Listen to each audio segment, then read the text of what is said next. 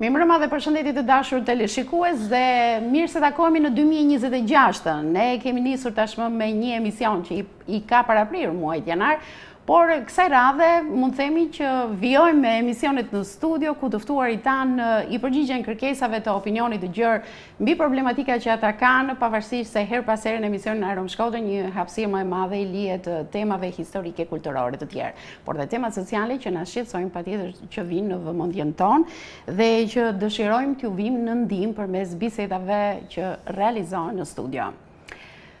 Ne kemi kaluar një vitri festa që deri diku mund të kenë shkuar mbar për pjesa më të madhe, por dashur pa dashur është edhe ajo pjesa që vjen mbrapa mbas festave, ku ne e quajmë, ose të paktën të folurën tonë të përditshme, përdorim kaloj një si tip depresioni pas festave. Në fakt, ne nuk duam të ndalemi te ajo gjendje e amullisë që kemi mbrapa derisa të marrim ritmin për të filluar mbar një vit të ri, por duam të ndalemi edhe më gjerë te ky depresioni që ne i quajmë, dhe jo vetëm këtë, por në një sër problemesh që lidhen me shëndetin mendor. E di që për mjaft qytetar lidhja e shëndetit mendor kufizohet në atë termin duke i paragjykuar personat, duke i quajtur ata ndryshe nga ne, me probleme të mëdha, por në çfarë kategorish paraqiten problemet e shëndetit mendor? Duam të shkojmë shumë më thellë se ai depresioni i fillimit që ne deklaruam në hyrje të emisionit, duke sjell këtu edhe disa statistika për të shkuar në ekstremin tjetër të bisedës që do të zhvillohet sot në studio. Dy të dhëna për të gjithë ju që po më ndiqni. Sot ekzistojnë më shumë se 200 grupe klasifikuese të sëmundjeve mendore, ku disa nga më të përhapurat janë depresioni, çrregullimi bipolar, skizofrenia, ankthi, ndryshimet e personalitetit e të tjerë. Gjithashtu dhe një statistikë tjetër, edhe pse është e vitit 2023.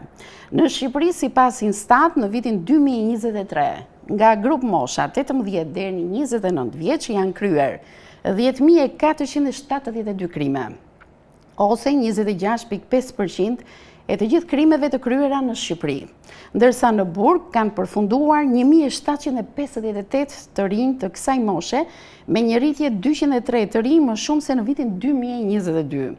Këto raste, sipas ekspertëve, më së shumti shoqërohen me çrregullimet të shëndetit mendor. Pra, vëmendja më e madhe sot në emisionin Arom Shkodër do të përqendrohet tek diskutimi mbi çrregullimet të shëndetit mendor. Me siguri teleshikuesit e kanë kuptuar se kush do të jetë i ftuari, pasi personaliteti i tij është i njohur jo vetëm në Shkodër, por në të gjithë Shqipërinë për punën e mrekullueshme që bën gjithmonë. Mirëmbrëma dhe mirë se erdhe zoti Gjon Preçi. Mirë gjetën. Jeni në cilësinë e neurologut dhe psikiatrit këtu, po njëherësh edhe si shef i shërbimit të psikiatrisë komunitare. Më bëri shumë përshtypje ky pozicion. Si mund të shpjegohet me disa fjalë të tjera, pra të shërbimit të psikiatrisë komunitare? Jemi në kohën e zhvillimeve të reja në shërbimet që ofron shoqëria ndaj komunitetit të smurëve me probleme shëndetit mendor.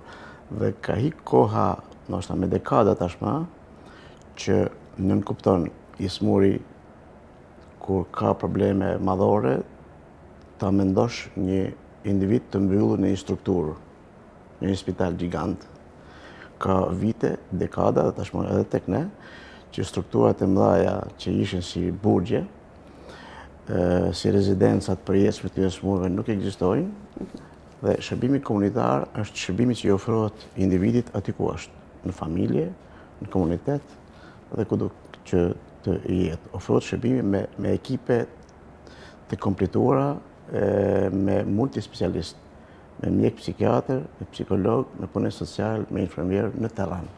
Kjo është koncepti i psikiatrisë në komunitet. Qartë, dhe kjo ka më efekt ndoshta kur shtrihet në drejtime të tilla. Pra nuk është përgjegjësia vetëm e një institucioni, por tashmë është edhe komuniteti. Sigurisht, përgjegjësia për ofrimin e ndihmës së këtyre ndaj këtyre individëve është e familjes, e shoqërisë dhe institucioneve dhe shtetit. Okej.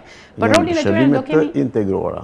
Për rolin e tyre do kemi mundësi edhe gjatë bisedës, por ndoshta një konstatim. Kemi nisur 2026 dhe ky konstatim vjen pas një rezultati që u krijuat në fund të 2025-s. A janë shtuar disa probleme të shëndetit mendor? dhe cilat konkretisht, a jemi ne përpara sfidave shumë të mëdha të shoqërisë sonë, që probleme që ka shoqëria jonë, varfëria, ekonomia, mosstabiliteti, korrupsioni, ti ndes televizorin dhe pothuajse të gjitha kronikat mund t'i konsiderojë kronikat e zeza. Pra, e gjitha kjo që na rrethon, ka ndikuar në rritjen e problemeve të shëndetit mendor. Po kjo është pyetje shumë e saktë, sepse nga njëherë shtohet gabim pyetja dhe a janë shtu të smurët. Faktikisht janë shtu problemet. Nëse smurët ka një lloj trendi të natyrshëm të ketë gjithmonë të smurë. Smurët shumica në një moment caktuar në jetës përjetojnë probleme madhore të shëndetit mendor, që mundet me marrë një ecuri kronike dhe që ta shoqërojnë gjithë jetën me këto problematika, por sot jemi në një kohë që janë shtu problemet ndaj këtyre.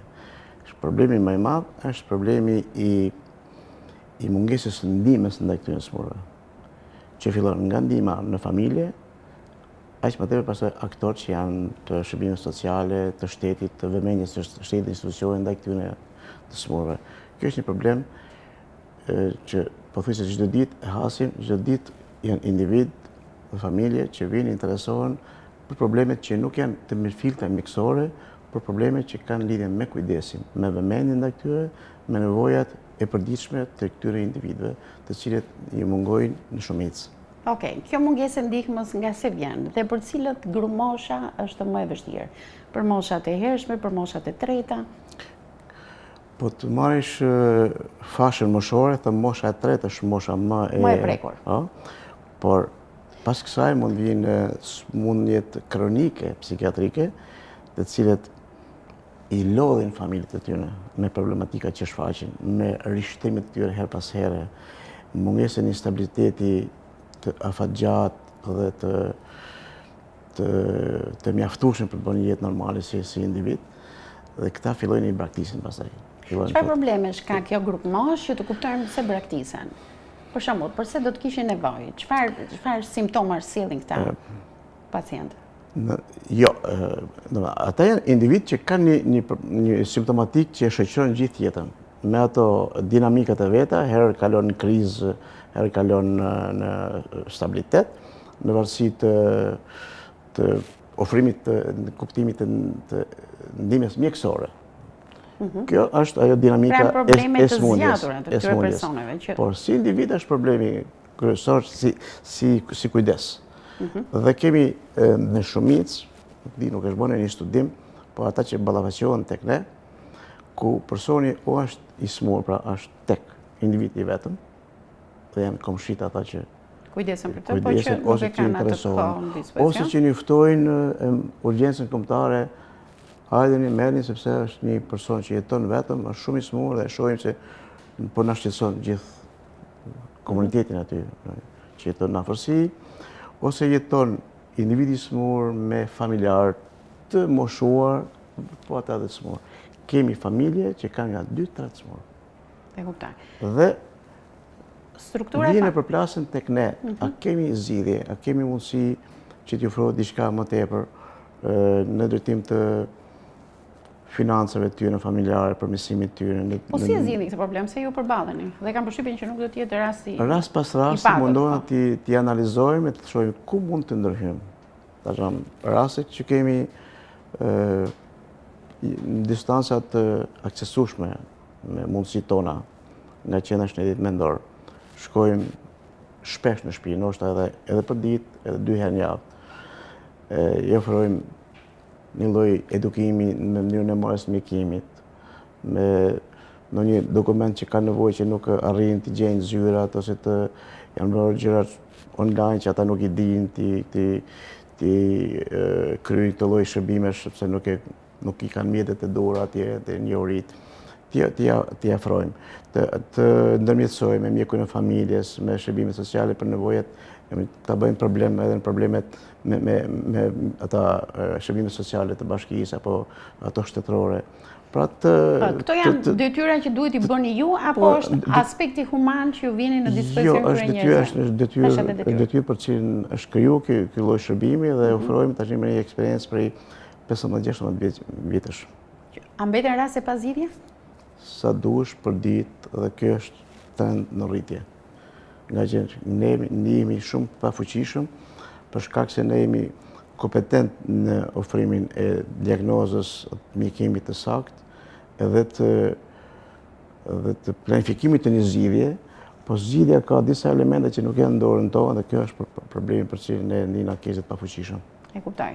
A ka ndikuar trendi fundit i largimit masiv të popullatës drejt emigrimit, ku mosha e tretë gjithnjë edhe më tepër mbetet vetëm në banesat e tyre? Absolutisht, kjo është një ndër problemet madhore që ka ndikuar në prishjen e atij ekuilibrit brendshëm të familjes, ku i smuri dhe i pamunduri jetojnë bashkë edhe pjesa e shëndoshë e familjes ikën për punësim, për një jetë më të mirë etj. Pastaj larg syve, larg zemrës, fillojnë të largohen edhe kujdesi, mundësia etj. Ne shohim për raste kur kanë ato pushimet e vitit që vinë nga jashtë, mendojnë t'i kryejnë gjithë problemet shëndetësore të familjes, i bin gjithë për vizita, gjithë analiza, ekzaminim, ju kryejnë çka kanë nevojë ndukje dhe pastaj ikin thotë bëra që ashtë mundë, tash jetoni me mundësitë tuaja. Po, doktor, ju do sugjeroni që brezi i tretë të afrohet pranë fëmijëve të tyre në emigrim dhe të pranojnë një jetën që janë atje, pavarësisht se e kanë shumë të vështirë? Apo të qëndrojnë sepse ne nuk përshtaten dot? Nga më të ndryshme. Shohim raste që e kanë fëmijët e tyre dëshirën për t'i marrë me veti, për të kujdesur atje. Përshtatja e të moshuarve në një vend të huaj është shumë e vështirë. Ose gjejmë përshtatet njëjës, përshtatet tjetë. Atëherë për hir të njëri që nuk përshtatet, kthehen dhe tjetë dhe jetojnë vetëm këtu. Kjo është, pastaj vdesja e prej bashkëshortëve ngel vetëm dhe ai vazhdon të jetojë vetëm, deri aty ku bëhet jetë aty krejt e pamundur me nevoja imediate të kujdesit gjatë 24 orësh. E kam të qartë. Ashtu siç kemi pasur dhe rasti që kemi pasqyruar në emision, ku detyrohen të rinjt me familje që kanë krijuar atje për hatër të babait të shtëpisë që nuk shkon dot jashtë vendit, kthehet dhe përballet me vështirësitë e tjera ekonomike, stabilizimin. Keq përshtatja ekziston si nocion. Fëmia kur shkon në shkollë ka të vështirë përshtatet. Një familje tjetër që ndron një vend banim ka të vështirë. Por kjo tash është një sens negativ ndoshta me tendencën për të afruar kujdesin, pra ekziston dëshira edhe mundësia e fëmijëve, por nganjëherë të moshuarit janë refraktarë, thotë unë kam shtëpinë time, do të jetoj këtu derisa të kem frymën, derisa të kem mundësi. Qartë. Ekziston akoma ai mentaliteti tek ne që na mban të rezervuar kur vjen puna për të deklaruar që unë kam një problem me shëndetin mendor. Dhe shumë raste o identifikon familja ose identifikon kur janë ekstremisht në një shkallë shumë të rëndë që dhe rikuperimi do të jetë akoma më i pamundur që të bëhet. Ky problem ekziston gjithmonë, nga jashtë dhe i përbotshëm, por shoqëri që kanë një nivel kulturor jo shumë të lartë e kanë më të shprehur stigmën për ekzistencën e këtyre problemeve, për të pranuar këto probleme dhe për të kërkuar ndihmë. Familja që është thelbi, është qeliza e shoqërisë, është gjë më e domosdoshme për që individi të jetojë me një i shëndetshëm. Nganjëherë bëhet dhe qëndrim negativ për shkak të kompleksit psikologjik që ka ndaj smundjeve. Me vitet tona ndoshta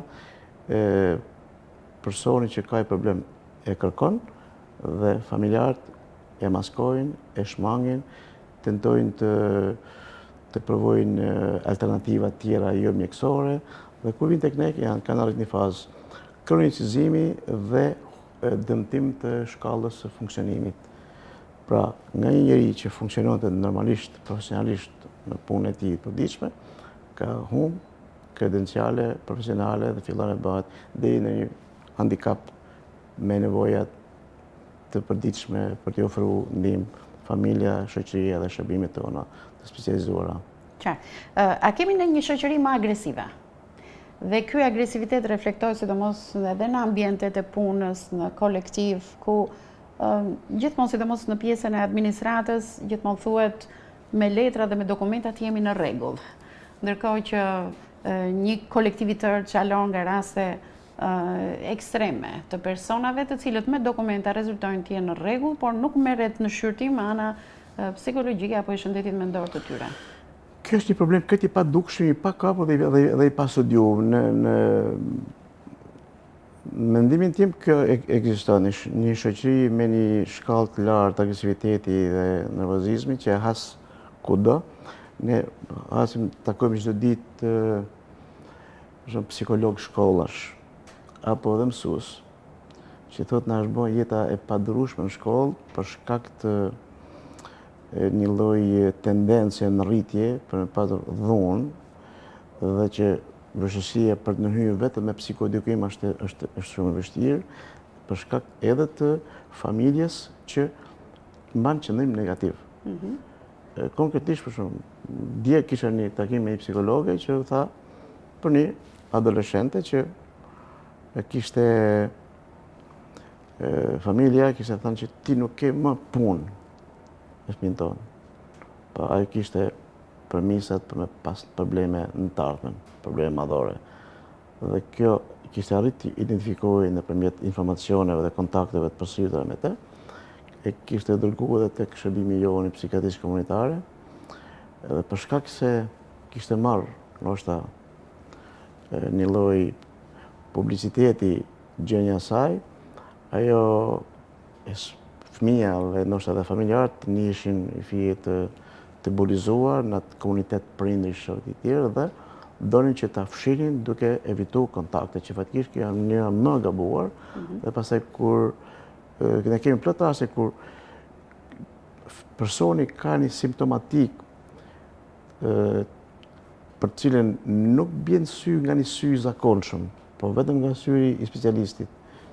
Ata nuk e pranojnë, e mohojnë dhe vetëm kur eksplodon. Eksplodon me një sjellje agresive, me një ndoshta edhe me një vepër penale, apo me një dhunë të patolerueshme në rritje, në familje apo diku tjetër, atëherë do prit se ka disa shqetësime për cilën ne kemi pas mend për ta trajtuar, por që se kemi nëse të shkojë deri këtu. Dhe kjo ka herë familja nga një element i domosdoshëm për me pas garanci që individi të ketë një kujdes dhe të rritet një ambient shumë të ngrohtë social, bëhet pengesë.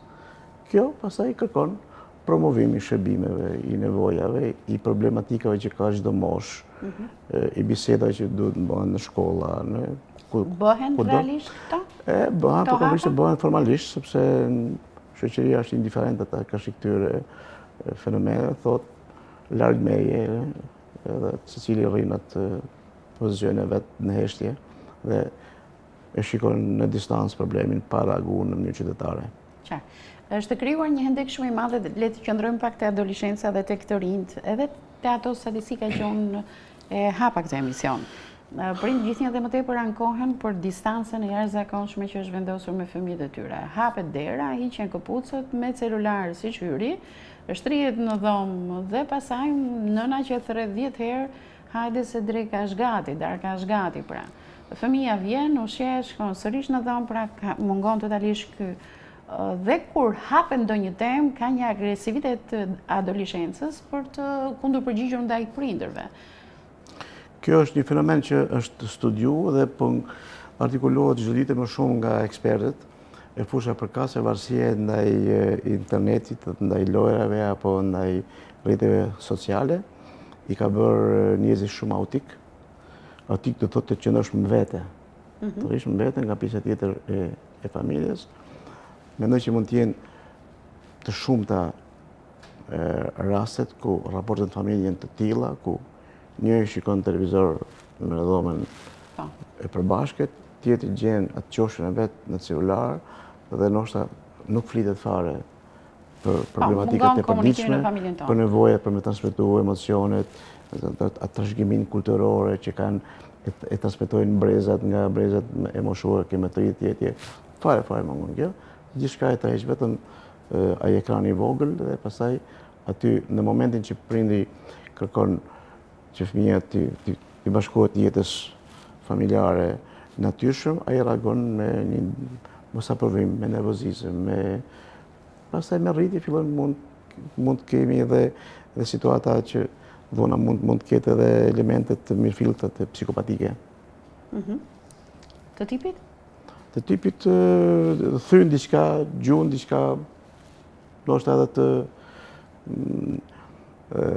nevojë për me ndrru shpesh aparaturën, sepse ky që kam tani nuk i ka disa programe për cilë shokët e mi kanë, familja nuk ka asnjë lloj mundësi për t'ia blerë, reagojnë në mënyrë të ashpër, kem parë rastin që reagonte në mënyrë të çuditshme për të krijuar idenë sikur ka probleme të rënda dhe që ato kalojnë me t'ia plotësuar tek, dhe pastaj tek pas teke ai bëhet një individ i varur dhe familja ngelet e varur nga plotësimi i tekave të tij. E kuptoj. Nëse juve do duhej të ndërtonit, qoftë edhe përmes emisionit, një mini rregullore të vogël për prindërit, për të shmangur disa rreziqe që mund të vinë më pas, pra kur fëmia mund të jetë bërë 20 vjeç apo dhe 25 vjeç, është rritur tashmë. Që nga mosha 3 vjeçare kur nëna bën punët e shtëpisë dhe i lë celularin në dorë fëmijës. Pra në aspektin dhe të internetit, po dhe të izolimit, a mund të kemi disa këshilla paraprake që kur ja thua prindit të paktën ai merr përgjegjësinë e pasojës në fund? Në fakt bëhet fushat ndërgjegjësimi, promovimi i këtyre nevojave. Por shpeshherë has rezistencë tek prind kur thuhet që fëmia nuk do të ketë kontakt me një ekran celulari apo kompjuteri deri në moshë të caktuar që të bëhet i vetëdijshëm për të marrë ato komandat mbi bazën e një lloj mirëkuptimi midis anëtarëve të familjes. Shpesh nga janë ndoshta edhe nga pamundësia, prindit e gjejnë zgjidhjen për ta qetësuar fëmijën, jep celularin në dorë dhe pastaj e lënë aty dhe kur t'ia heq pastaj reagon me akshu. Kështu që faktikisht në çdo kontakt që bëjnë me shërbimet e specializuara, ju thuhet larg ekranit fëmijët e vegjël për shkak të tendencës me u fokusu te ekrani dhe me harru që jeta rreth tyre ekziston dhe raportet në familje ekzistojnë dhe duhet të forcohet me kalimin e kohës, duke u rrit nga ana psikomotore fëmia, të rritet si një individ. Në moshën 6 vjeçare? Apo këtu kemi parasysh edhe televizorin? Po, kur hyn në shkollë, ata sot tash fillojnë të marrin disa detyra që janë detyruar për me i përdorë këto një tablet apo një celular tjetër, por deri në moshën e shkollës elementare është krejt e pakëshillueshme. Asnjëherë celularin, sepse dikush thotë, po ja lë një orë, sepse shikon fëmijën tjetër, fillon e konkurrenca. Pikërisht pra. Ankohet, armiqësohet me prindin. Kontingjenti i fëmijëve që e kanë këtë lloj lirie për shkak mungesës kulturës prindërore, bëhen promotor të një model sjellje për cilin këta i ndjekin. Edhe filloi pastaj konfliktet në familje që ju keni si të tjerë, sepse ju po mbaj pengesë. Dhe kjo pastaj esenci pozitiv kthehet negativ edhe një lloj hakmarrje apo një lloj prishje raportit prind-fëmijë për shkak të këtyre komplekseve që krijohen. Qartë. Kujtoj një video që i jepi në rrjetet sociale ku një specialiste diku në Amerikë thoshte që sistemi arsimor është një sistem kriminal. Në mënyrën se si ne i vendosim fëmijët në presion, në mënyrën se si i detyrojmë bile ankoj dhe për mënyrën se si ne bëjmë teste vazhdimisht në sistemin arsimor, pra ky presion i vazhdueshëm. A mendoni se një pjesë e problemeve të shëndetit mendor vjen nga vetë sistemi arsimor për mënyrën se si është ndërtuar ai? Pra nuk është krijues, është urdhërues. Ajo mund të ketë një sens të vërtetë për shkak se ne dimë që programet evoluojnë, ndryshojnë vazhdimisht. Thuhet për shembull në Japoni fëmijët nuk shkojnë në shkollën elementare, por shkojnë në shkollë, prindrit i marrin nënat e tyre, shkollën edhe bëjnë shkollën në shtëpi për me luftu këtë lloj fenomeni. Dikush tjetër janë programe shumë liberale që fëmia merr atë që don dhe pastaj pjesa tjetër shkolla me programe shumë të forta, strikte dhe që e detyron të rrijë me orë të tëra dhe kjo ndoshta ai predispozit që mund të ketë njeriu ndoshta gjenetikisht për me pas nesër një problem të caktuar kronik në shtetin mendor, mundet mu thy shpejt për sa i përket kur e puna që përballet me këto lloj fenomenesh dhe një çrregullim që mundet mu shfaqet në moshë shumë madhore dhe me një lloj esorie ma benigne, shpërthen, eksplodon dhe precipiton një situatë që e bën personin individ të paaft në një moshë shumë të re dhe e kthen në një handicap me nevoja pastaj të vazhdueshme për këtë lloj shërbimesh psikosociale, familje, etj. Është problem terreni ku rritet. Normalisht terreni sa më i ashpër, sa më i vrasht, kultura rrugës, nevoja, domethënë, ose mospasja kohë fizike ndoshta prindërve, edhe kjo është një problem vete.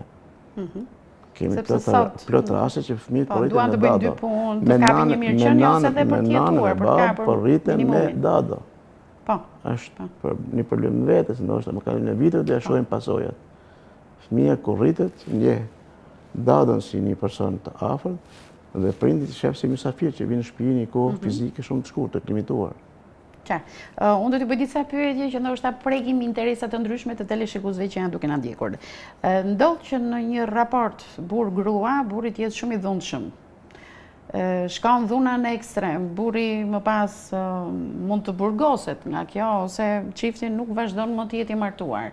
Po vëm re pasojat e shëndetit mendor të gruaja, e cila ndoshta nuk është parë me atë syrin e viktimës të shëndetit mendor, po të viktimës në aspektin fizik e tjera, dhe e vuan për jetën e mbetur të saj, pra për vimësinë e jetës së saj, problemet e kësaj dhune që është shkaktuar nga i shoqi, pra probleme psikologjike që i ka pasojat mbrapa.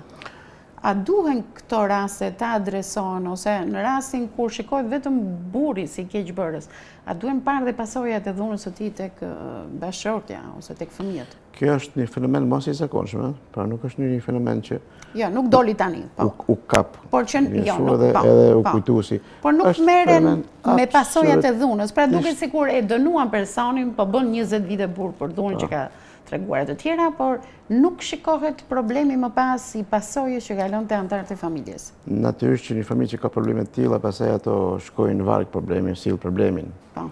Në një anë duket sikur në përve zinxhirin e dhunës. Nga ana tjetër, hoqe ndoshta shtyllën e kontributit ekonomik në familje e futen në burg.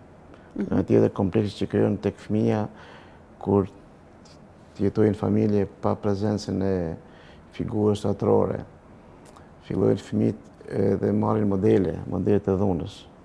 Kemi raste kur dhunë i ati, dhunë fëmijë se fillojnë e bëhet adoleshent, fillojnë edhe në mendjen e tij projektojnë atë ndjenjen e autoritetit dhe të nevojës për me çu dëshirat e veta në vend me një urdhër, dhe pastaj bëhet ai sikur ripërsitet historia, pra dhuna si dhunë dhe transmetohet nga brezi në brez, edhe krijon probleme, jo vetëm kur në atë familje që ti e dezintegron, ndryshojnë raportet ekonomike, ndryshojnë raportet janë sjell pasojë të jashtëzakonshme, realisht. Por kjo nuk do të thotë që ta detyrosh viktimin të dërojë dhunën për hir të qëndrimit në familje, është të mërshme. Shohim plot raste kur personi duket vjen gruaja për vizitë, burri nuk pranon të hyjë aty, rri larg, edhe shikon një person dukshëm me simptomat e alkoolizmit kronik, një person rigjid në marrëdhënie, një person që do të sfidoje nevojat e bashkëshortes për ndihmë mjekësore, ta injoroje, edhe ndihmë keq edhe ne, realisht. Por ofrojmë këshillim deri këshillim jo vetëm psikologjik në aspektin mjekësor, por edhe në t'i dalë zot vetit. Nuk jetohet në një lloj terrori të vazhdueshëm, sepse i bën keq edhe vetit dhe fëmisë që jetojnë në atë lloj ambienti. Janë shumë raste dhe ndoshta mund të jetë një fenomen ndryshe nga shoqëritë e tjera. Tek ne është shumë i përhapur ky lloj tendence alkoolizmi sidomos dhe mungesa përgjithsisht ndaj familjes të bashkëshortit sidomos.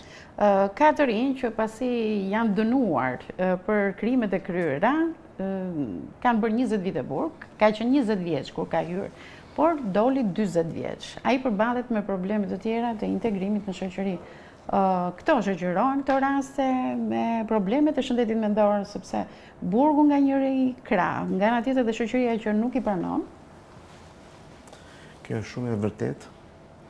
Ka hyrë si një moment rastor, mund të themi, apo e krijuar nga rrethanat dhe është bërë autori një krimi, e ka pagu atë krim me një burgosje të gjatë dhe del nga burgu jo me probleme madhore, probleme të degradimit, probleme të një psikoze të pa identifikuar, të pa trajtuar, dhe pastaj një psikoze kronike që është kthyer në një lloj handikapi që vetëm ka nevojë për kujdes mjekësor dhe social, si nuk ka raste. Unë kam patur raste, kam shku në burg dhe kam bërë disa vizita. Dhe kam kriju bindjen që atje ndoshta edhe 50% e të burgosëve kanë probleme madhore. Se nevoja për kujdes psikologjik apo një mbështetje psikologjike mund të kenë të gjithë, por nevoja madhore për mjekim. Edhe ky ka këtë problem, ka nevojë për këtë mjekim. Keni nga këto ilaçe? Jo, nuk kemi sepse nuk vetëm po deshi vetë, sepse nuk lejohet, nuk jepet mjekimi me detyrim. Pse jo drejtat e njeriut? Pra, hajde gjenje rolin tënd ose rolin e shoqërisë ndaj këtyre nevojave të këtyre individëve. Në emër të drejtave të njeriut e lejon personin të jetojë me smundjen me efektin e saj degradues. Duke bërë i rrezikshëm edhe për pjesën. Vetëm se personi nuk bën një sjellje ekstreme që ta çojnë në agresivitet ndaj të tjerëve. Ta çojnë institucione mjekësore pastaj brenda sistemit të burgjeve. Dhe kjo është një problem vete, realisht. Jo, bëhet mirë që e thatë këtë gjë, ose tendenca, për shembull që personat që kanë një sjellje jashtëzakonisht delinkuente, ti marrësh ti qosh në spitalin e burgut dhe si thonë ti humësh qelçat. Ti lash me vite. Ndërkohë që në një sistem normal, ata duhet rikonsultohen her pas here, të mjekohen, janë me ekipe edhe atje, multidisciplinare, me psikiatër, me psikolog, edhe të riekspertohet dhe të dali. Le të futet prapë përsëri, nuk ka problem. Por të mos rrije për një kohë gjatë, sepse ne thamë që reforma në shëndetin mendor u bë për të mbyll ato spitalet gjigante të vjetra që ishin kthyer në burgje, në rezidenca shumë vjeçare. Ashtu, tash kthehen spitalet e burgjeve në një situatë të ngjashme dhe që numri i atyre individëve që rrinë me vite aty dhe kur dalin të degraduar është jashtëzakonisht e madhe. Kjo është problem kosto për ne, për shoqërinë. Po, sepse ai kur të dalë nesër, ka nevojë për asistencë, ka nevojë për kujdes mjekësor, për kujdes. Me që ai është totalisht i braktisur në një shoqëri që shkëputur për saj për shumë vitesh. Qartë. Edhe një pyetje, doktor. Marrja e një mjekimi lidhet vetëm me një situatë të rëndë, sepse ka persona që shfaqin probleme të shëndetit mendor, që janë në një fazë të hershme dhe sa mirë që e kapi në kohë, përmes një vizite që ka ardhur te neurologu apo psikiatri. Mirë po, ne nga njëherë në thojza kthehemi në doktor mbi doktor, i thonë, që mjekimin mund ta marrim një muaj, por pastaj ekziston frika e varësisë, pra ne duhet ta pim këtë mjekim gjithë jetën, apo mund ta ndalojmë sepse unë tashmë ndihem mirë, s'kam nevojë që ta pi e të tjera si këto. Pra, cilat janë raportet ose nëse duhet të tërheqim vëmendje rreth kësaj me mënyrën se si ne e marrim mjekimin kur shkojmë te neurologu dhe cilat më pas mund të jenë pasojat nëse ne kthehemi në doktor të ashtu quajtur. Po, tani ballafaqimi i një individi në një strukturë mjekësore, duke filluar nga mjekësia familjare dhe strukturat e specializuara apo psikologu, është një moment shumë i rëndësishëm, i cili kërkon menaxhim ndaj prej nesh ndaj atij personi. Çdo të thotë që në atë parë ta mirëpresish me dashamirësi, me ngrohtësi, ti kushtosh kohën e duhur, ti japish përgjigje gjitha pyetjeve dhe pikpyetjeve që ai ka, edhe që i artikulon apo që ti mendon se i ka në kokë. Pra ti bësh pyetje që mendon që ai i ka dhe nuk i thot, që të dali nga vizita shumë informuar. Kjo është shumë e rëndësishme. Pastaj, vendimi për me marrë mjekim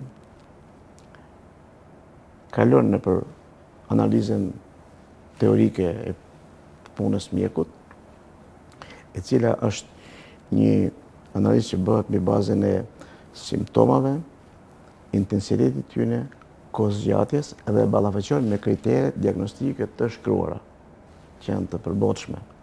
Dhe kjo nuk është e vështirë për një mjek që vendosë se ky person ka nevojë për një këshillim, ka nevojë për një mjekim të caktuar, i cili nuk është as i lehtë as i rëndë, është i nevojshëm.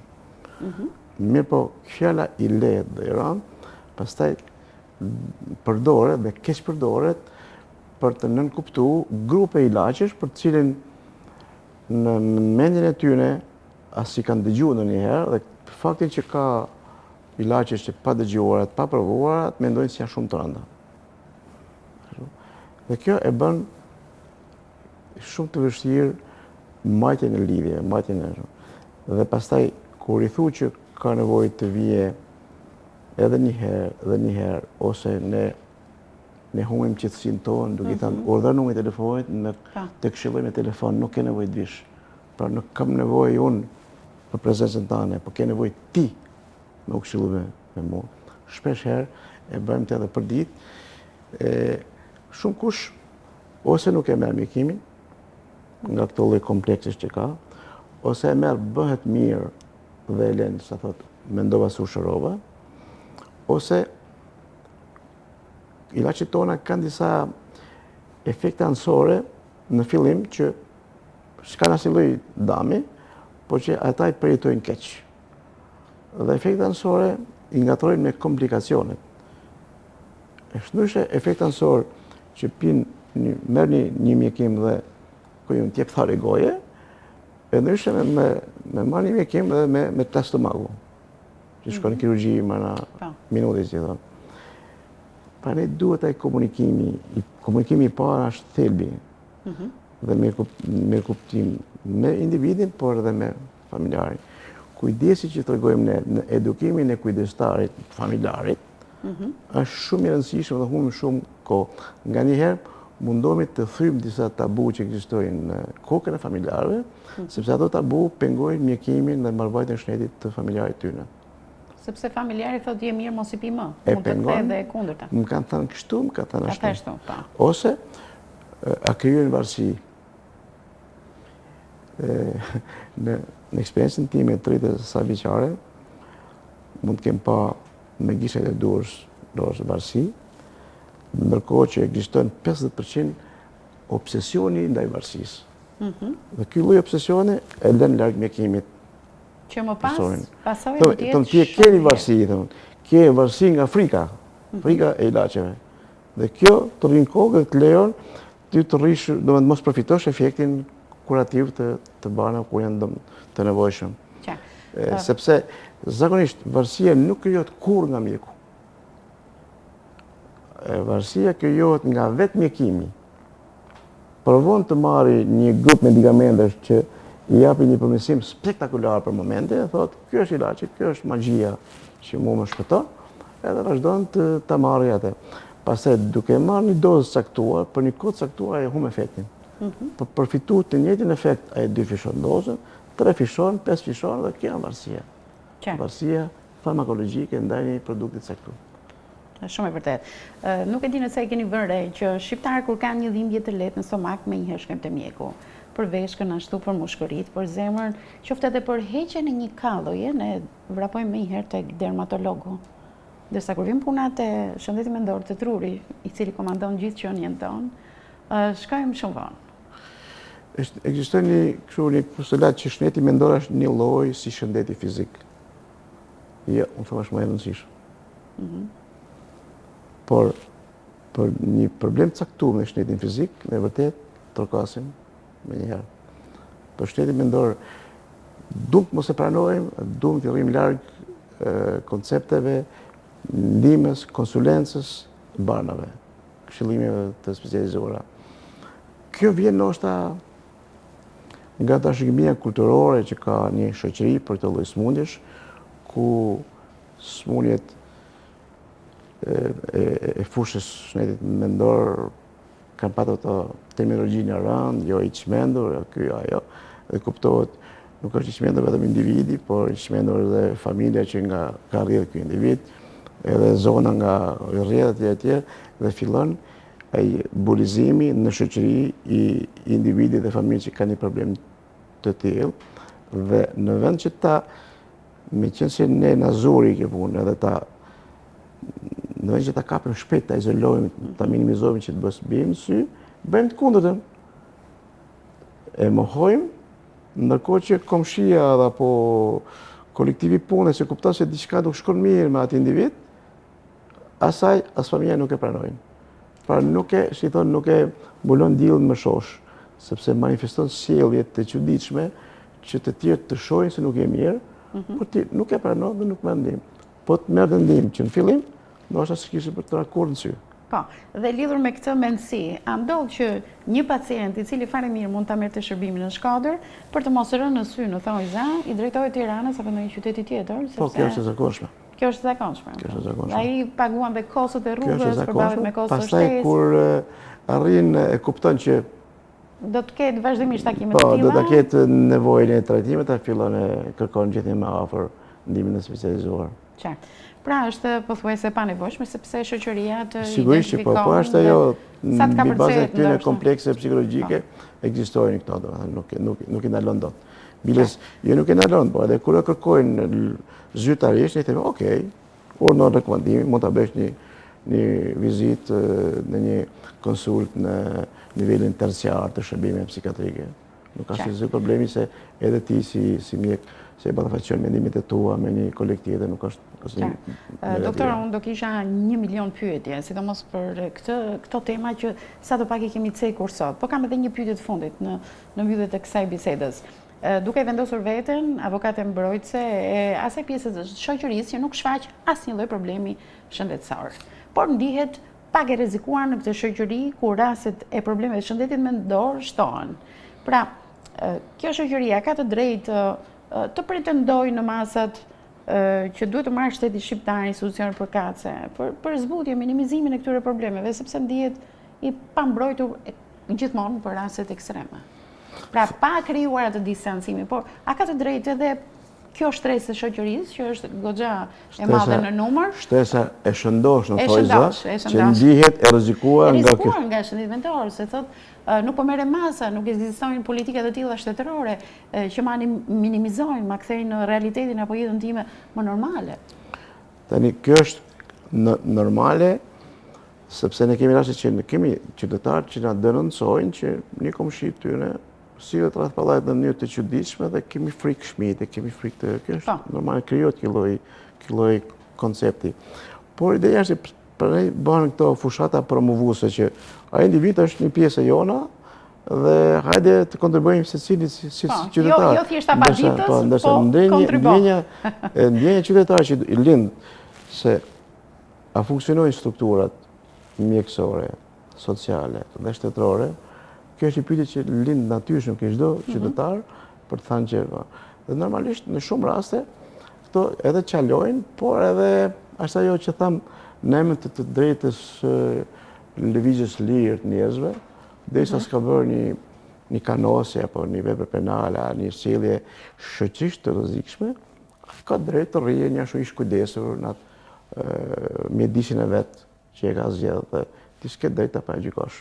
Dhe kjo është gjithmonë pyetje dhe konflikte që ndodhin në mendjen e gjithë secilit po prej më nesh. krijohet një përqasje me përmbytjet. Ne vetëm kur shikojmë përmbytjet, po, Mendoj që u ekziston përmbytëm, fenomeni, por ndoshta më herët duhet të ishin marrë masat. Edhe shenjat sado të vogla, familjari i pari dhe më pas shoqëria më e butë, më pranuese. Ne kemi shoqëri që kanë spostu detin, ne kanë zgjeru tokat, ne e kemi dhe ja vlem faktorë natyror. Është vërtet. Nuk e di nëse do shtonit ju diçka që nuk e kam prekur, ka shumë gjëra faktikisht për të shtuar, por ka pafund probleme dhe sepse është një problem që prak jetën e përditshme që të gjithë secilit. Nëse nuk ke në familje, e ke në komshi, e ke në kolektivin e punës ku punon, e ke jo një individ që tash më është dukshëm i smur, po ke individ që ti e kupton se nuk është mirë, por ai as s'merr mjekim, as nuk dërsohet si i tillë, dhe kjo e bën atë që ndoshta kufizon edhe pjesën e lirisë tënde, duke jetuar me njerëz që në një afërsi të tillë që shpesh herë perceptohet si një lloj rrezik imediat i individit ka shi përballë tyre. Andaj këto biseda gjykojnë për të thënë që ne ta do të diskutojmë, do t'i pranojmë si problemet tona, ja do luftojmë ti ndryshojmë, kjo është dinamike e përjetshme. Hajde tash sa më shumë të sensibilizohemi, sa më shumë të edukojmë fëmijët që nga kur fillojnë e kuptojnë edhe gjithë jetën, aq më shumë shoqëria edhe mirë kupton problemet dhe i trajton sipas rastit. Doktor, unë të falenderoj shumë për shpjegimin e detajuar lidhur me pyetjet që ju kemi bërë. Shpresoj që mesazhet që keni përçuar përmes kësaj bisede ta sensibilizojnë në shoqërinë tonë dhe të jemi më pranues, më bashkëpunues. Komuniteti ka një rol të rëndësishëm dhe shpresoj që kemi sinjalizuar sadopak ato alarmet tona, të cilat mund të na çojnë në pasoja shumë të mëdha në një të ardhme të afërt dhe jo të presim dekada për t'i parë këto pasoja. Ne do kalojmë në një material tjetër, doktor, do ndrojmë temën. Nuk e di sa i lidhur jemi me natyrën. Jemi pak? Patjetër. Shumë. Natyra është shëruesi më i mirë, po nganjëherë duhet të kemi dhe kujdes ndaj natyrës dhe ta mirëmbajmë atë dhe kjo mirëmbajtje edukohet. Edukohet që në vogëli, edhe pasaj rritet njeriu me këtë edukat të mirë që ka ndaj kujdesit për natyrën. Por ne kemi filmuar, intervistuar të rinj nga disa shtete, kryesisht Ballkani, por edhe nga Italia, të cilët bashkëpunojnë në një projekt të përbashkët, se si mund ta ruajmë mjedisin dhe si mund ta promovojmë edukatën e ruajtjes së mjedisit. Ata kanë pasur dhe një finale në Afinë në Greqi, ku ne ishim pranë tyre dhe e filmuam këtë bashkëpunim të frytshëm. E dëshirojmë përmes një reportazhi ta shfaqim për të gjithë teleshikuesit që janë duke na ndjekur. Ndjekim reportazhin dhe rikthehemi në studio për të bërë dhe mbylljen e emisionit.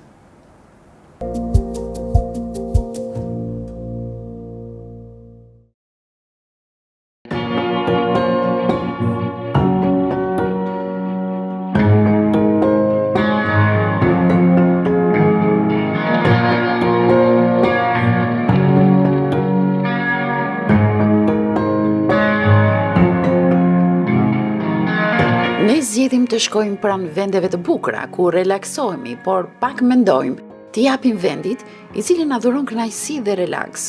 Një pjesë e konsiderueshme jona ende nuk janë ndërgjegjësuar në mbajtjen pastër të mjedisit. Ende nuk i kanë kuptuar rregullat e bashkëjetesës me natyrën. Nga kjo vijnë dhe dëmet ndaj saj dhe nëse vazhdohet kështu, pasojat do të jenë të pariparueshme në një të ardhme të afërt. Prandaj është shumë e domosdoshme trajnimi, kryesisht i të rinjve, mbi ndërgjegjësimin e tyre për ta ruajtur mjedisin. Në një botë ku sfidat mjedisore janë gjithnjë e më të dukshme, të rinjt kanë një rol kyç në ndërtimin e një të ardhme të gjelbërt. Po realizojmë një seri të animesh që synojnë pikërisht grupet e ridis që jepen vetë nga trajnerët tanë. Ato kalojnë njohuri rreth mjedisit, rreth veprimeve, të cilat synojnë për rritjen e njohurive, por edhe për mbrojtjen e mjedisit dhe përfshirjen në aksione të ndryshme mjedisore.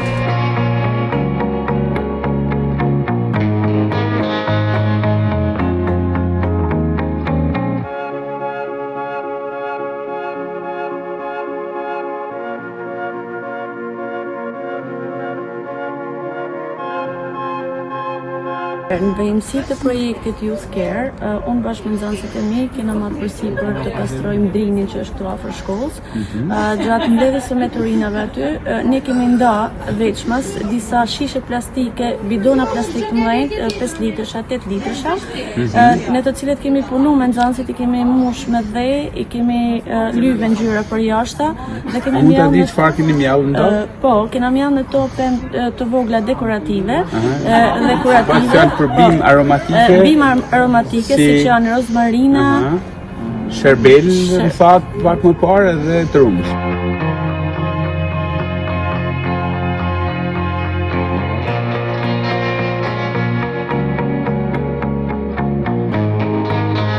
Sot është pjesa e trajnimit të trajnerëve në kuadër të projektit Youth Care, i cili po zbatohet nga organizata ndërkombëtare si partnere e projektit edhe e organizatës përtej barrierave.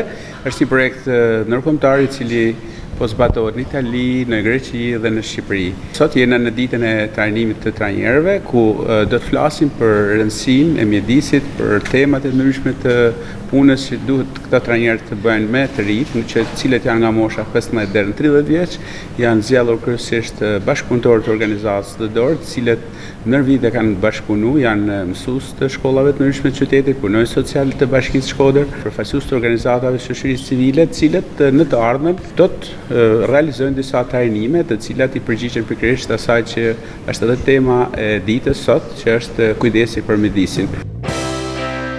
Projekti Youth Care dhe manuali i tij inovativ, EUR, të kuptojmë, veprojmë dhe reflektojmë për mjedisin, ofrojnë një udhëzues të qartë për edukimin dhe veprimin mjedisor të rinjve në Shqipëri. Por, çfarë është EUR? Nuk është përgjegjësia jona për me le të themi për të mbledhur meturinat që hedhin tjerë, kështu mendojnë shumica e tjerëve. Në të vërtetë është përgjegjësi morale. Token është e jona e përbashkët. Për mendimin tem, kjo nuk është në një gest shumë i madh, që më thënë, wow, ndryshoj botën, po në fakt të gjestet vogla janë ata që ndryshojnë njerëzit.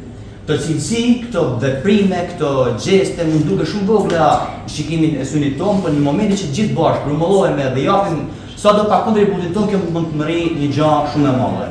Manuali EUR nuk është thjesht një libër, ai është një platformë edukative, reflektimi dhe veprimi. Struktura e tij përbëhet nga 3 pjesë kryesore: informim dhe ndërgjegjësim mbi mjedisin dhe politikat e qëndrueshmërisë, aktivitetet praktike dhe metodat interaktive për të angazhuar të rinjt, vetvlerësimi dhe burime shtesë për thellimin e njohurive. EUR i jep prioritet të rinjve si agent ndryshimi, ndërthur teorinë me praktikën dhe është i thjeshtë për t'u përdorur nga edukator, mësues apo vetë të rinjt. Ndarja e meturinave sipas llojit të tyre, përdorimi i biçikletës për distanca të shkurtra, të mbjedhim një pemë të paktën një herë në 2 muaj, mirë është të kenë më shumë po me hapa të vogla me fillu, të shmangim mbjedhjen e grumbullimeve të mbetjeve të ndryshme, zakonisht në zona në fshatra, ndodh kjo pjesë që djegën mbeturinat. Vendosja koshave të mbeturinave në çdo zonë, pra për shembull disa fshatra nuk pajisen me kosha dhe detyrohen me kriju një vend posaçëm për me hell mbeturinat aty. Ripërdorimi i mjeteve të ndryshme, pra riciklimi, edhe mos shpërdorimi i ujit.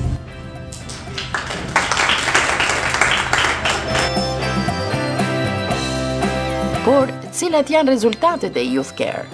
Gjatë 2 viteve të zbatimit, Youth Care ka përfshirë mbi 250 përfitues direkt të rinj, punonjës rinor dhe aktor të komunitetit.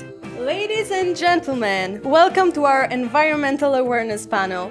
Disa nga arritjet kryesore përfshin studim krahasues mbi lidhjen mes rinjve dhe edukimit mjedisor në Shqipëri, Maltëzi dhe Greqi, përmes shkëmbimeve rinore, trajnimeve intensive, tryezës së rrumullakët dhe workshopeve, të rinj testuan manualin EUR. What is the connection between renewable energy and electric cars? Okay, so while costs are, sustainable charging is the main connection. Electric cars can be charged using electricity from renewable sources and reducing their overall carbon footprint. So also I can mention energy storage.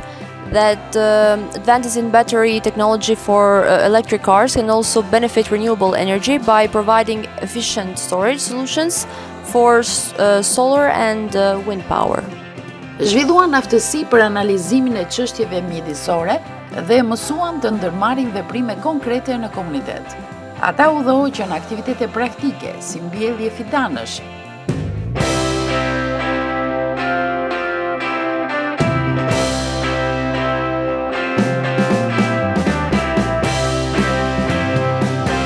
instalim panele diellore, pastrime dhe fushata ndërgjegjësimi, duke treguar se të rinjt mund të jenë lider të ndryshimit.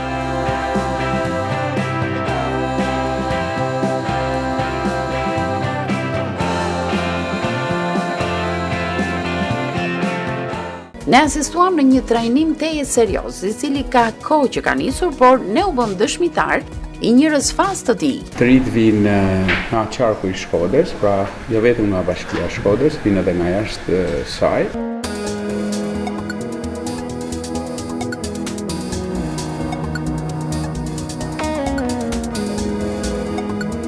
Mirë se keni ardhur gjithë. Sot është dita e parë e trajnimit. Trajnimi bëhet në kuadrin e projektit Youth Care. Është një projekt regional i cili ka shtrirje në disa shtete të ndryshme. Ne kemi pas fatin që nëpërmjet një bashkëpunimi të hershëm që kemi pas me organizatën Beyond Barriers, jena zgjatë si organizatë partnere në Shkodër, pra drejtuesit e projektit janë organizata atje, ndërsa ne jena si pjesë e veprimtarive, domethënë që do të bëhen me të rinj. Në kuadër të trajnimit të rinjve janë realizuar një sër aktivitetesh edhe në Maltëzi, apo dhe trajnimi i trajnerëve në Durrës, të cilët më pas do të trajnonin grupet e të rinjve, ashtu siç po ndodh sot. Qëllimi i këtij workshopi është që secili prej të rinjve të përfshihet, pra të marrë pjesë, ta ketë sa më praktike në mënyrë që këto mësime që të marrin sot, t'i vënë në zbatim edhe të nesërmen në përditshmërinë e tyre. Siç e thash në fillim, vijohet me Energizer dhe më pas direkt në pjesën e trajnimit dhe kështu do bëhet më lehtë për ta që të trajnojnë. 13 vite kam jetuar në Londër, edhe ka përfrise 9 muaj që jam këtu në Shkodër. A mund ta dim interesin tuaj, pse ndodheni në këtë trajnim? Unë kam punu për disa vite në Londër me të rinj me aftësi të kufizuar, por edhe në shkolla. Puna ime ka qenë në Special Education School për vitet e fundit, por edhe në shkolla normale 2 vitet e para kam pas praktik. Mendoj që është një trajnim i mirë sepse na duhet gjithëve mjedisi, është ai që na thonë edhe besoj që duhet dim pak më shumë se si të ruajmë edhe si të përdorim në mënyrë më eficiente resurset tona.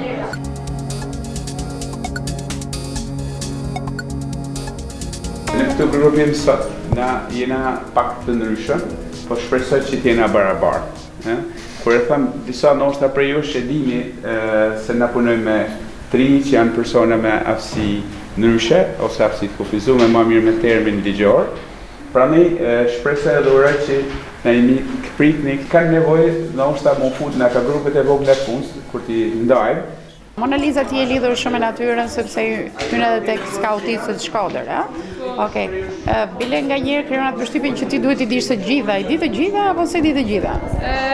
Di pjesën më të madhe, po normal se çdo herë ka vend për më mësu më shumë dhe çdo herë do na më mësu për tjerëve se as kërkosh nuk është i ditur me të tona.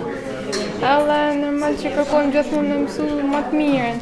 Okej, kjo që mbahet duar çfarë është? Një që është një manual për edukimin mjedisor të të rinjve. Për kamerë. Okej, çfarë po bën manuali? Është një manual që kena me bosat rreth lojnë vallaxhonave që kena me mësu sot. Trajnimi në Shkodër do të jetë i ndarë në 2 faza, fillimisht teoria dhe nesër edhe praktika për të vënë në zbatim dijet e fituara. Jo edhe të dalni prej këtu domethënë të kënaqur dhe me një eksperiencë unike e cila t'ju vlen ju në edhe njerëzve që ju rrethojnë ju në lidhje me veprimet që ne bëjmë me mjedisin.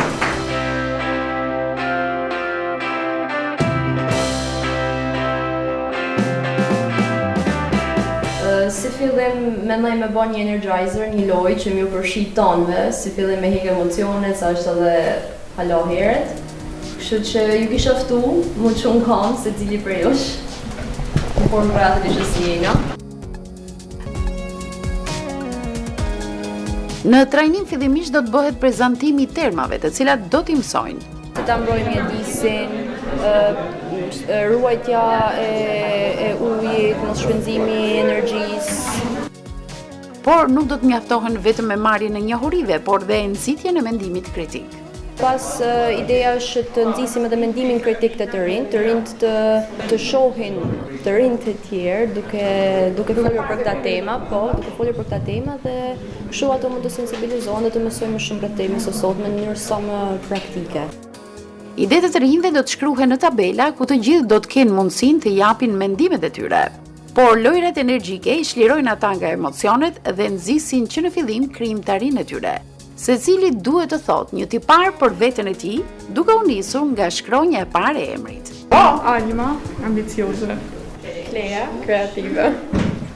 Kamiollon secilit ka një term lidhje me mjedisit. Ju keni 20 minuta kohë gjithsej që me bë kërkimet e ju janë lidhje me këta tema edhe me zgjell ka një përfaqësues se cili grup që më i prezantu të paranesh. Pasi janë ndarë më përpara grupet, ndahen edhe termat për secilin grup. Brenda 20 minutave ata do të gjejnë karakteristika, ide, problematika dhe zgjidhjet e tyre, të cilat përmes një përfaqësuesi duhet i shkruajnë në tabelë.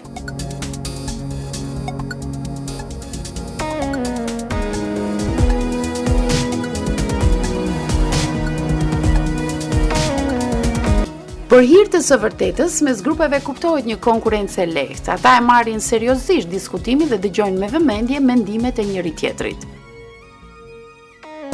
Na kena pasur në fol për menaxhimin e mbetjeve, që është ka një problematikë shumë e madhe kohët e sotme.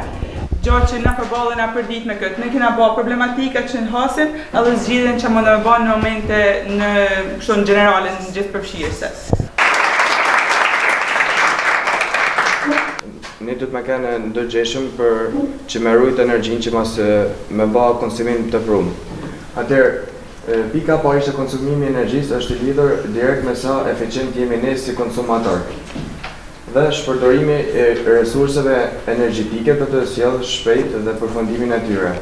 Ujin ne që e kena më shumicë, e shpërdorojmë shumë, por në fakt duhet për me e kursy. Duhet kuptojmë që ne kemi privilegjin që kemi ujë të bollshëm në vendin tonë, por duhet gjithashtu të kuptojmë se në një botë paralele uji i bollshëm nuk ekziston si term.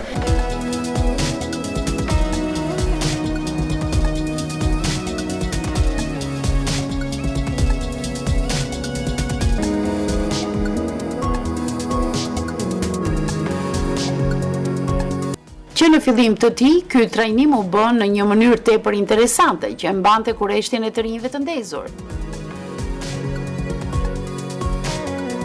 Në bazë të titullit të tematikës, keni me kriju një strategji se si mundeni me kriju atë. Jo kam bën shembullin këtu. Është titulli, emri, angazhimi personal i secilit prej jush, edhe hapat që do të më zbatu këtë program. Keni 20 minuta kohë. Një këtë kohë që jetojmë jenë ata që kena telefon minimumi, edhe mund të shohim me këto gjëra në rrjetet sociale, edhe mund të pas me ekipet e tonë. Rëndësisë veçantë të këtyre lëndëve që paraqitet në shkolla apo në institucione, krijimi i aktiviteteve të ndryshme ndërgjegjësuese siç mund të jenë kalimin e ditë ose qoftë një piknikut, qoftë një ditë në mjedise, cilat janë të mbrojtura apo kish mund të jenë zonat e pyjeve, detet e diçka tjetër, mos sensibilizu një ditë mbledhja në të apo pastrimi i zonave të mbrojtura.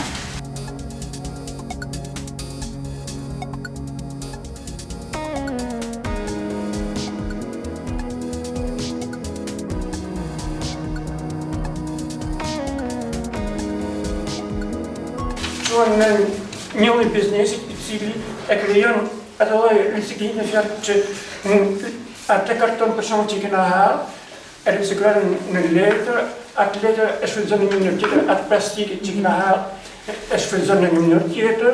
Okej. Edhe kanaqet, edhe shishet, edhe e bëjnë me fjallë një lloj gjamit, një diçka zbukurim, po thonë, edhe riciklohet.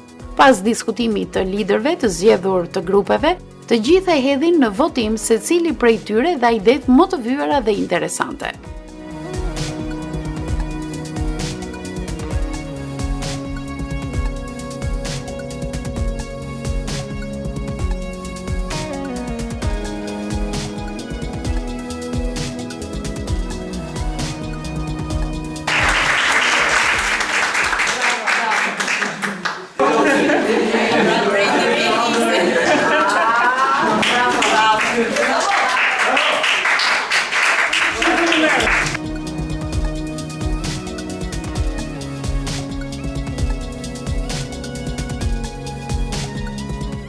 E nesërmja do të sillet edhe një ditë e bukur, e plot me vlerë për të rinjt. Ashtu, siç u tha një ditë më parë, teoria e marrë në trajnim do të shoqërohej edhe nga praktika. Kontakti drejt për drejt me natyrën. U zgjodh nga organizatorët e projektit të bëhet një lundrim në liçenin e Shkodrës. Si piknisje do të ishte moloja në Shirok, duke shfrytzuar mjetet e lundrimit të vendosura nga Bashkia e Shkodër.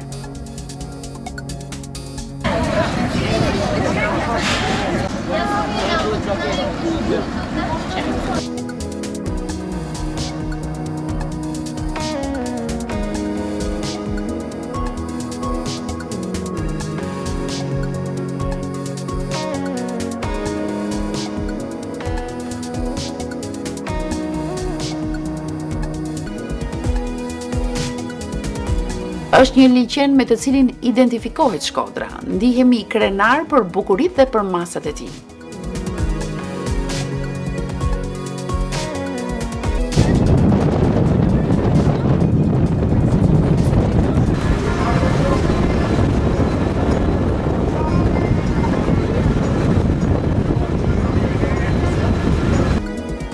Ndërsa ne vijojmë lundrimin ton mbi liçen dhe diskutojmë rreth temave që lidhen me mbrojtjen e tij, një çift peshkatarësh, burr dhe grua, vijojnë punën e përditshme plot mundim dhe sakrifica për sigurimin e jetesës.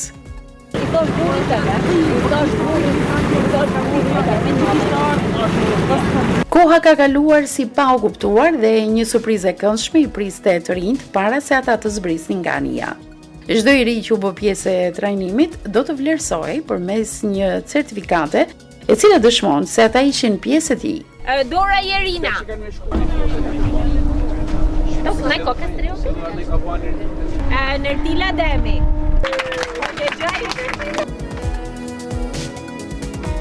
Joni Hajdari. Emil Jerina, shpejt e shpejt. Mona Lisa Tomaj. Mona Tana, tjetër, merhaba. Nikolas Tomaj.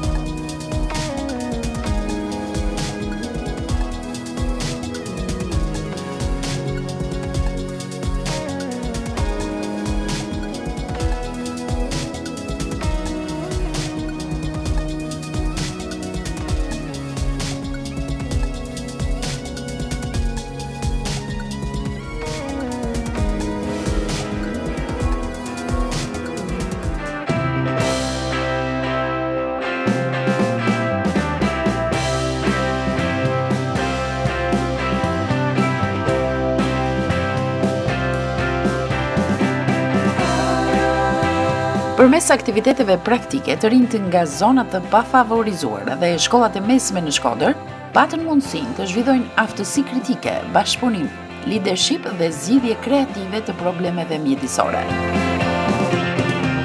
Youth Care përdor edukimin jo formal si metodologjinë më efektive për t'u përcjellë të rinjve, njohuri komplekse mbi mjedisin. Aktivitetet praktike dhe manuali EUAR i mundsojnë çdo të riu të bëhet pjesë e ndryshimit të qëndrueshëm.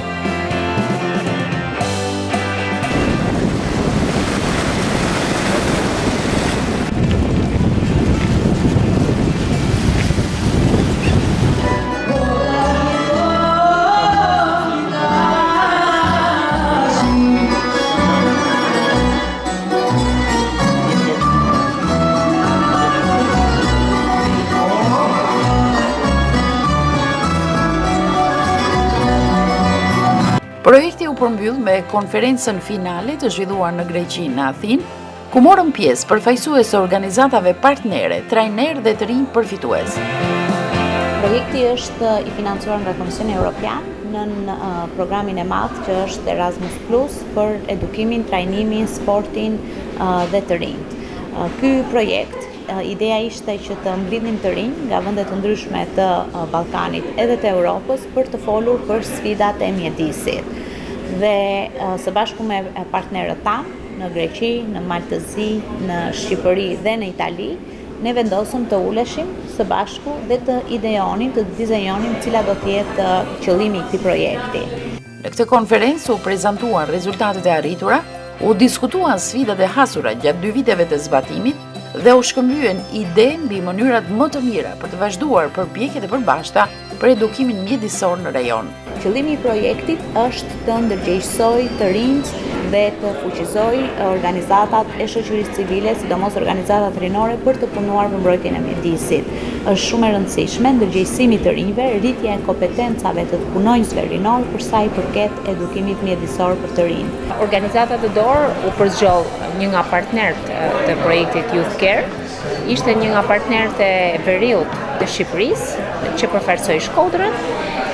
Ne sot jemi në konferencën finale, por duke ardhur drejt fundit konferencës finale, ne kemi pas një rrugtim gjatë për 2 vjet, pasi kemi realizuar disa nga trajnimet dhe disa nga aktivitetet që ky projekt na ka angazhuar. Kjo ishte një ndër eksperiencat më të mira që kam pas, pjesëmarrja ose përfshirja në këtë projekt Erasmus Plus, që është zhvilluar nga disa organizata jo fitimprurëse që kanë ndërthur edukimin informal ose edukimin jo formal me edukimin formal.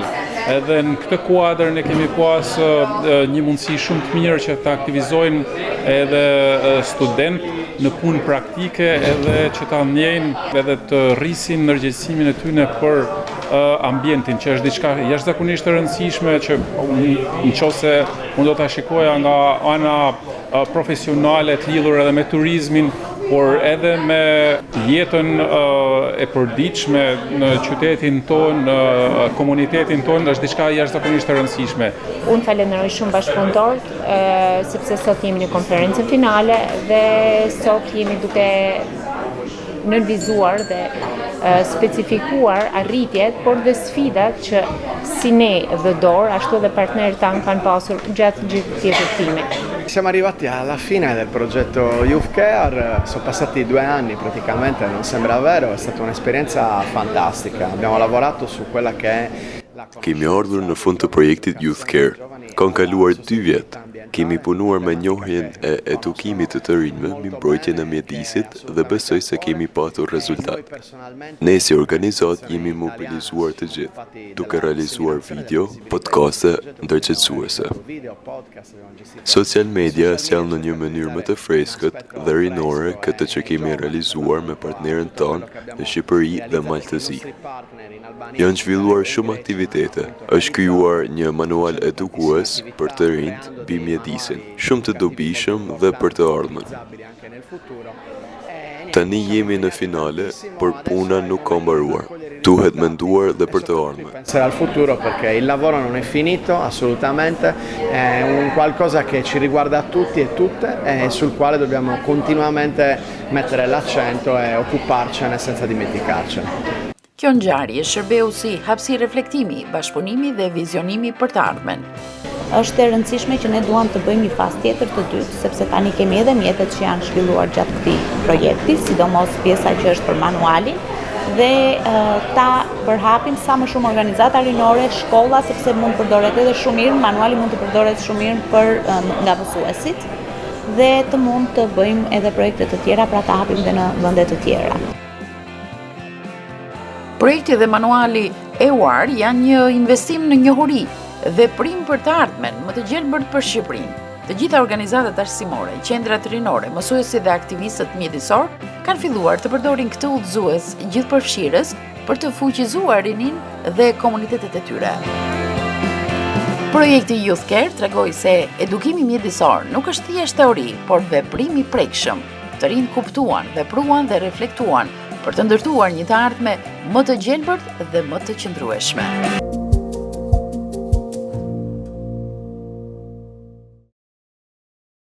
Ky pra ishte reportazhi që ne kishim përgatitur, I përgëzojmë këta të rinj, përgëzojmë shumë edhe shkodranët tanë që kanë arritur të vendosen kështu krah më krah homologëve të tyre në Shtetet e Ballkanit, por edhe mes Italisë dhe shpresojmë që projekte të tilla të kemi edhe në të ardhmen, në dobi të natyrës dhe mjedisit. Doktor, dhe njëherë unë ju falenderoj që ishit me ne. Shpresojmë të kemi sërish në studio për ndonjë temë specifike aty ku na dhëm më shumë të gjithëve. Faleminderit juve, me kënaqësi. Ritransmetimin e emisionit do të keni mundësi ta ndiqni nesër në orën 15:30, ndërkohë ju lë në shoqërinë e programeve të TV1 Channel. Natën e mirë.